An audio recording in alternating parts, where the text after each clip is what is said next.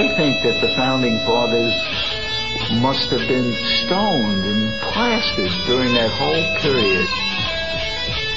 Beer, whiskey, and wine flowed freely. But was another kind of contraband fueling a new America? Hemp. Early American marijuana. When I found out about hemp, it was totally a surprise.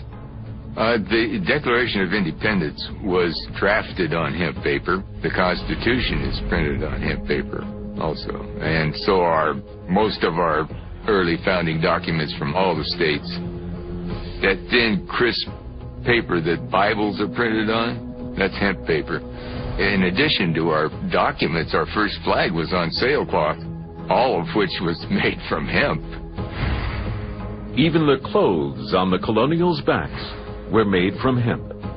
It was a very patriotic thing during the war to be clothed in homespun. Benjamin Franklin, the whole idea was when he went to Europe and was wearing homespun, that was hemp. That was 100% hemp. Homespun has never been anything but hemp. The Founding Fathers all grew hemp. Thomas Jefferson not only invented a new method for breaking down the fibers in the plant, he brought back newer and stronger strains from a seed collecting trip to France.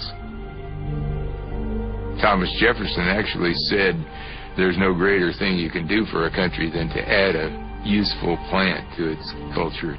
He was probably looking all over the world for the right hemp to grow in Virginia. He was really into hemp. George Washington said many times over, make the most of the hemp seed and grow it everywhere. He had 40 acres in the south of his property that grew hemp.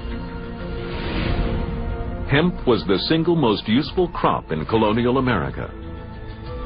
Sails, ropes, flags, banners, uniforms, logbooks, all that was made out of hemp.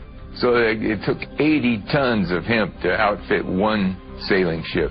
And that 80 tons meant 350 acres of hemp had to be grown just for one sailing ship. But were they smoking it?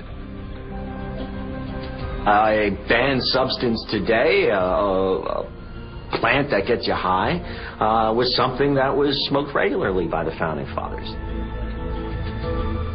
So the whole, the Founding Fathers, in addition to being drunk all the time, may have been high. But ultimately, the drug the Founding Fathers had the most success with wasn't hemp. It was tobacco. We know now that tobacco is like the most addictive drug there is. And we got England hooked on it, and they loved it, and they couldn't have enough. 2 or 3 times as much money could be made by growing tobacco. So tobacco was the #1 crop in early America, and really, drugs started our country.